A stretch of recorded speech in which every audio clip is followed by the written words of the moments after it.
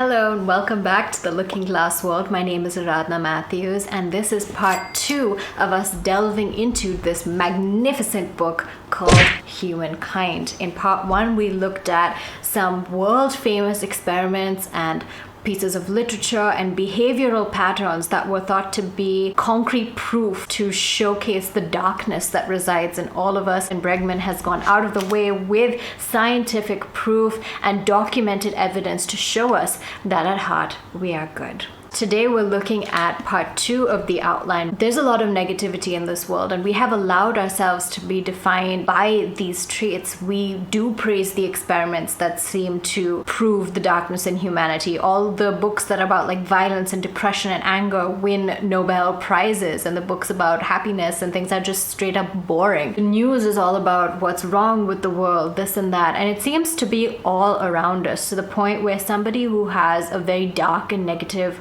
worldview is praised as a realist, while someone who believes in positivity and the goodness of humankind is criticized as being a naive idiot. Why? Part of that answer is actually in our DNA, but it's not to say that we are by nature dark, but we gravitate towards the negative because the negative is associated with survival in our minds. Our ancestors, who had a sort of wary approach to the world, approached things with caution, were ones who are more likely to survive longer than someone who is very la la la, let's jump off this cliff and see what happens. I mean, we weren't idiots, but you know what I mean. Like, let's go touch this bee. Things like that.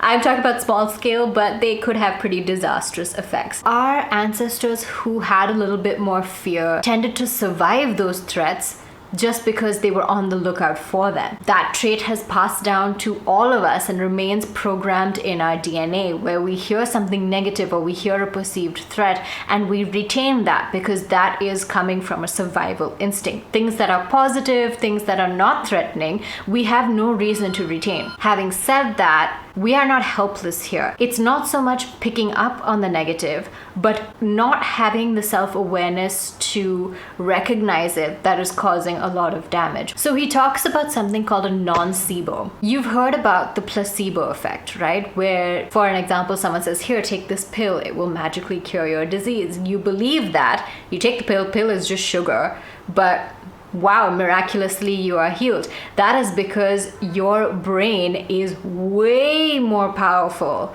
than we give it credit for, and just belief is enough sometimes to change not only how we behave, but literally how our body is functioning. Now, the danger is the negative side of this, which is what he calls the Noncebo, which is if you say, take this pill, it'll make you sick. Same effect works both ways. If you genuinely believe something bad is going to happen, you're going to fulfill this prophecy. But it's not something as simple always as cause and effect. It can cause a chain of effects that will become long-term problems. So as a very direct example, he says, if you believe you're powerless, you start acting like you're powerless, which means you feel less confident. You're hesitant to voice your opinion. You make yourself small. You don't even try to help yourself because you believe you're powerless. What's going to happen? There's no point even trying. You underestimate your intelligence, and you basically turn yourself into a victim and a very easy person to subjugate to oppression.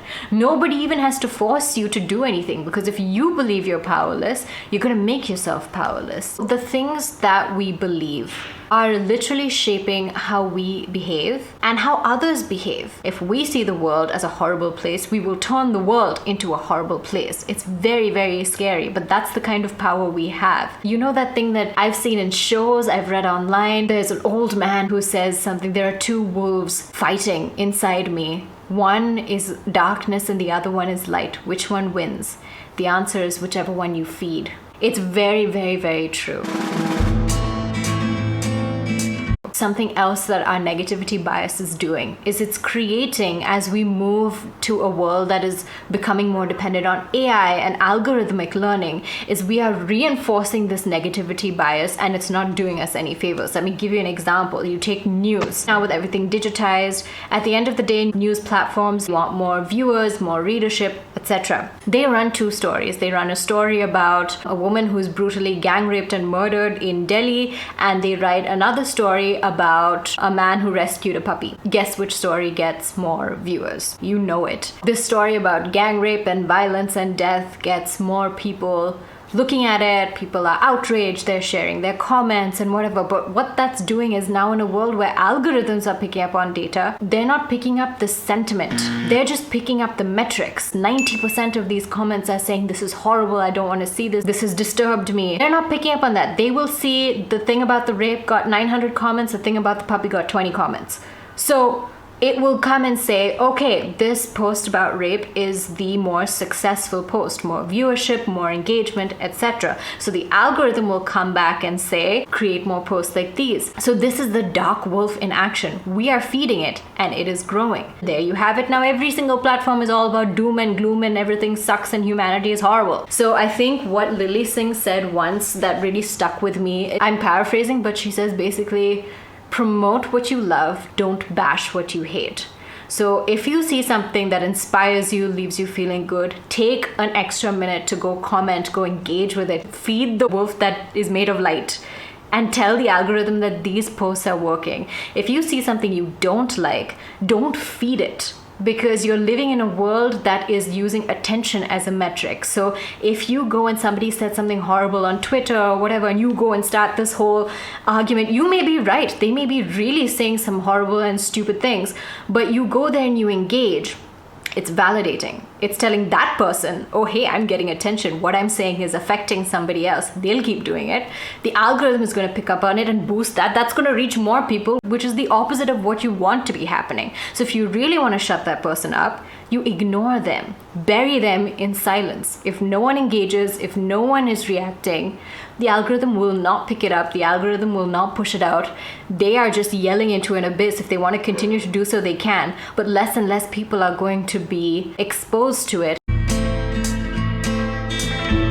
As another example of how this kind of perception and belief is shaping reality, let's take two cities within India, Delhi and Mumbai. They're not that different if you think about it. Yet if I say I live in Delhi versus I live in Bombay, I get a very different reaction from people, because guess what? Delhi is the center of a lot of crimes against women. Let me tell you, it's not happening only in Delhi. It gets a lot more coverage. Now, the good thing about this is that there is awareness. People are getting justice. But the bad thing about it is it's become branding for the city. So Delhi is the rape capital of the country. You've heard that, I've heard that. Whether it's true or not doesn't matter. It's been put out there. What has that done? It has caused a domino effect of consequences here. So from the time when you say Delhi is rape capital, that means women are not safe in Delhi. What happens? Concerned families are not letting their daughters out after a certain time. Boyfriends and husbands are getting super protective of their partners. Women are having less and less mobility, less freedom for these women, which translates to less opportunity for these women. No, you cannot have this job because it's in Delhi, so I'm not going to let you travel to Delhi. I know that's been an argument that's been used against a woman who wanted to take a certain job, and she herself was nervous about it as well. Can't work in Delhi, can't work a job that asks you to work late hours, can't do this, can't do that. You have so many barriers against you, and you start to believe all these things, and it's not safe, women are not coming out. The other side of this also starts to come true, where men start to believe they can get away with more things. So if a woman actually does try to break this and say, no, you know what, I'm gonna go out there, I'm not gonna let things stop me. You have a late night job, you happen to be traveling home alone, some dude decides to come and try and rape you and murder you, and their excuse will be, don't you know where you are?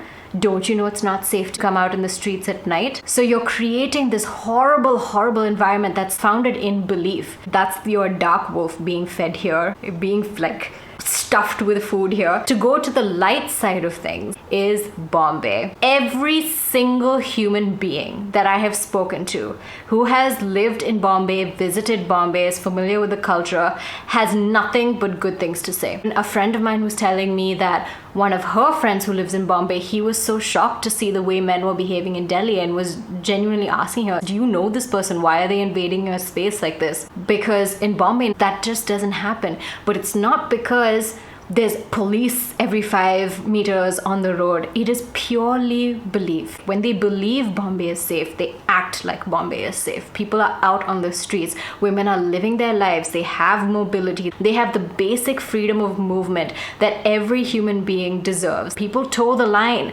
because of this reputation. That is why in the same country and very similar cultural aspects, you have two cities that are fundamentally different places. If you haven't seen my video on thinking fast and slow, I look at an experiment that's called the Florida effect, and it proved that even within a few minutes of exposure to certain words, that affected the behavior of the people who were using those words and working with those words. Now imagine if a few minutes can change your behavior, what a lifetime of being fed a certain narrative can do. They randomly took groups of kids, and for one group of kids, they gave them a lot of praise. I believe in you, you are smart, you can do it. They gave kids this sort of encouragement. And in the group that received that encouragement, those students far outperformed the others, even though they were receiving the same level of education and the same opportunities. It even happened with rats. There were two groups, and this book has more details, but the experiment was to get a rat to either complete some task or some obstacle or a maze. Either way, the rat had to do something. And there was a group that gave the rat neutral or rather distant and removed treatment.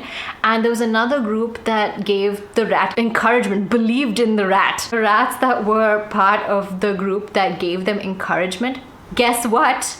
They outperformed the other rats. And it's not because of the rats' power per se, but it's because of the humans who were engineering these experiments, because the ones who were giving their rats encouragement naturally treated their rats with more warmth, with more love, with more positivity. The rats felt safe. The rats did a great job. They unlocked their full potential. And if a rat can do it, imagine what a human being can do if you give them that positivity, the warmth, the trust, the safety to actually unleash their full potential. So with that, we come to part 2 out of 3 of this wonderful book, where we've learned not only that our perception of what humanity is often wrong because the negativity has received much more attention and has been praised and critically acclaimed, even when it is complete lies. But we now know with part 2 why that's happening and how our DNA could be working against us, but that is not an excuse, and where self-awareness comes into the picture, and how much these two wolves, one of darkness and one of light, and what we choose to feed,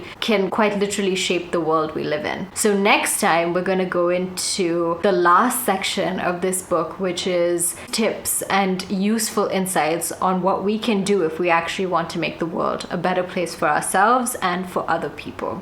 So stick around till next time, and until then, if you want to read some short, interesting, informative articles, head to my website at aradhnamatthews.com, and you can also join the Instagram community at The Looking Glass World. Leave me a like, comment, subscribe. Thank you so much for watching. I'll see you next time.